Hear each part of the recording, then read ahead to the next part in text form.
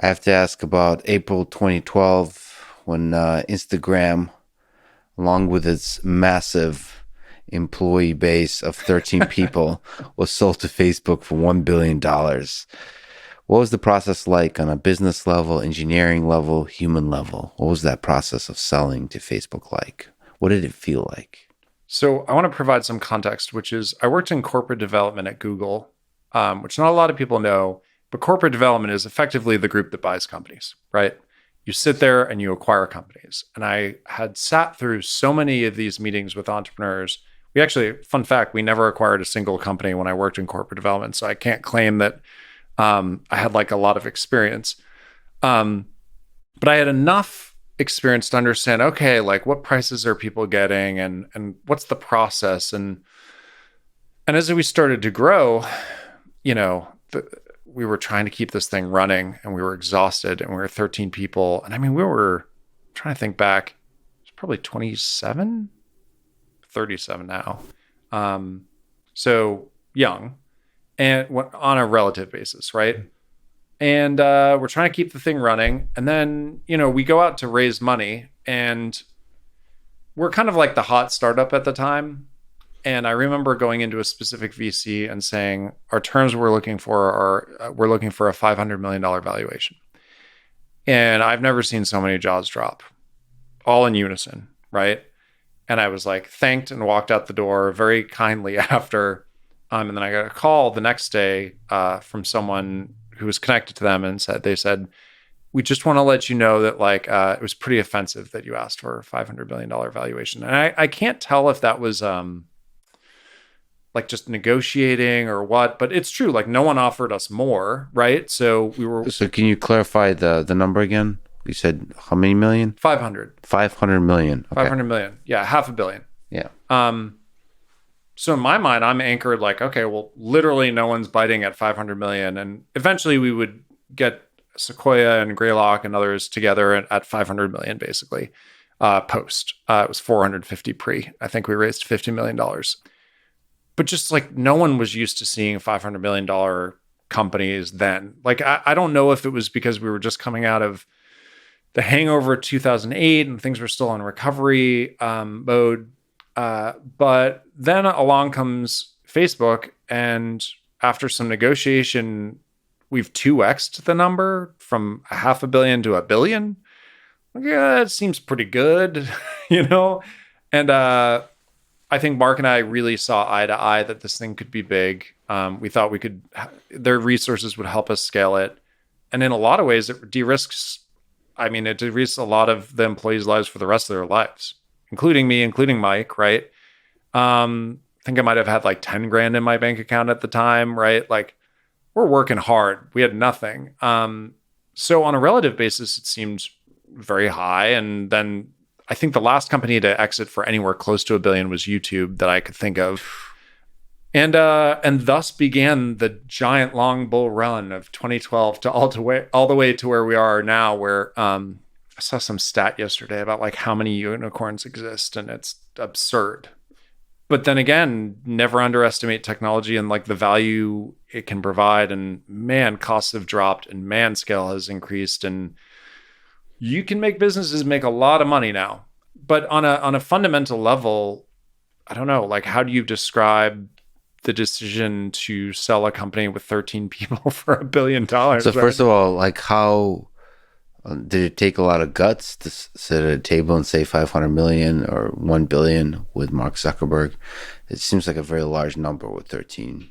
Like, especially like it doesn't seem, it is. It is. They're all large especially numbers. Like you said before the unicorn parade. I like that. I'm going to use that. The unicorn parade. Yeah. The you were at the head of the unicorn parade. It's it's a massive unicorn parade. Okay, so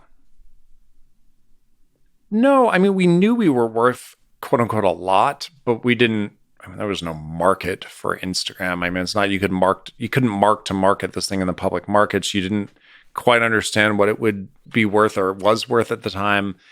So in an illiquid market where you have one buyer and one seller and you're going back and forth, and well, I guess there were like VC firms who were willing to invest at a certain valuation. So I don't know. You just go with your gut, and at the end of the day, I would say the hardest part of it was not realizing. Like when we sold, it was tough because like literally everywhere I go, restaurants, whatever, like for a good 6 months after, there was a lot of attention on the deal, a lot of attention on the product, a lot of attention. It was kind of miserable, right? And you're like, wait, like I made a lot of money, but like, why is this not great? And it's because it turns out, and I don't know, like I don't really keep in touch with Mark, but I've got to assume his job right now is not exactly the most happy job in the world. It's really tough when you're on top, and it's really tough when you're in the limelight. So the decision itself was like, oh, cool, this is great. How lucky are we, right? So okay, there's a million questions I want to Yeah, ask. go, So go, first of all, why why is it hard to be on top? Why did you not feel good? Like, can you dig into that? It always I've heard like Olympic athletes say after they win gold, they get depressed. Is it something like that where it feels like it was kind of like a thing you were working towards, Yeah, like sure. some loose definition of success, and this sure as heck feels like, at least according to other startups, this is what success looks like. And now, why don't I feel any better? I'm still human. I still have all the same problems. Is that the nature, or is it just like negative attention of some kind? What? I think it's all of the above. But to be clear, there was a lot of happiness in terms of like, oh my God, this is great. Like we like won the Super Bowl of startups, right? Anyone who can get to a liquidity event of anything meaningful feels like, wow, this is what we started out to do. Of course, we want to create great things that people love, but like we won in a big way. But yeah, there's this big like, oh, if we won, what's next? So they call it the "we have arrived" syndrome. Which I'd need to go back and look where I can quote that from. But I remember reading about it at the time. I was like, oh yeah, that's that. And I remember we had a product manager leave very early on when we got to Facebook. And he said to me, I just don't believe I can learn anything at this company anymore. It's like, it's hit its apex. We sold it. Great. I just don't have anything else to learn. So from 2012 all the way to the day I left in 2018, like the amount I learned and the humility with which I realized, oh, we thought we won. $1 billion is cool, but like there are $100 billion companies. And by the way, on top of that, we had no revenue. We had a cool product, but we didn't scale it yet. And there's so much to learn. And That's then good. competitors, and how fun was it to fight Snapchat? Oh my God. Like it's like Yankees, Red Sox. It's great. Like that's what you Yeah. live for. You win some, you lose some, but the amount you can learn through that process, what I've realized in life is that there is no end. There's always someone who has more. There's always more challenge, just at different scales. And it sounds like a little Buddhist, but everything is super challenging, whether you're like a small business or an enormous business. I say, like, choose the game you like to play, right? You've got to imagine that if you're an amazing basketball player, you enjoy, to some extent, practicing basketball. It's got to be something you love. It's going to suck. It's going to be hard. You're going to have injuries, right? But you got to love it. And the same thing with Instagram, which is, we might have sold, but it was like, great, there's one Super Bowl title.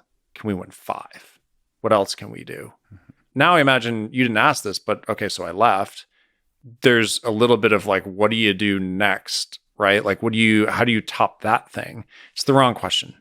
The question is like, when you wake up every day, what is the hardest, most interesting thing you can go work on? Because like, at the end of the day, we all turn into dirt. Doesn't matter, right? But what does matter is like, can we really enjoy this life? Not in a hedonistic way, because it's like the reinforcement learning like short-term versus long-term objectives. Can you wake up every day and truly enjoy what you're doing, knowing that it's going to be painful? Knowing that like no matter what you choose, it's going to be painful. Whether you sit on a beach or whether you manage 1,000 people or 10,000, it's going to be painful. So choose something that's fun to have pain. But yes, there was a lot of we have arrived, and it's a maturation process you just have to go through. So no matter how much there is, how much money you make, you have to wake up the next day and choose the hard life, whatever that means next. That's fun. The fun slash hard life. Well, the hard life, that's fun. I guess what I'm trying to say is slightly different, which is just that no one realizes everything's going to be hard. Even chilling out is hard. And then you just start worrying about stupid stuff like, I don't know, like, did so-and-so forget to paint the house today? Or like, did the gardener come or whatever? Like, Yeah. or, oh, I'm so angry my shipment of wine didn't show up and I'm sitting here on the beach without my wine. I don't know. I'm making shit up now. But like, It turns out that even chilling, aka meditation, is hard work. yeah, and at least meditation is like productive chilling where you're like actually training yourself to calm down and be, but backing up for a moment, everything's hard. You might as well be like playing the game you love to play. And I just like playing and winning, and I'm still on the I think the first half of life, knock on wood. And I've got a lot of years, and what am I going to do? Sit around? And the other way of looking at this, by the way, imagine you made one movie and it was great. Would you just like stop making movies? No. Generally, you're like, wow, I really like making movies. Let's make another one. A lot of times, by the way, the second one or the third one, not that great. But the fourth one, awesome. Mm-hmm. And no one forgets the second, or everyone forgets the second and the third one. So there's just this constant process of like, can I produce? And is that fun? Is that exciting? What else can I learn? So this machine learning stuff for me has been this awesome new chapter of being like, man, that's something I didn't understand at all. And now I feel like I'm 1/10 of the way there. And that feels like a big mountain to climb.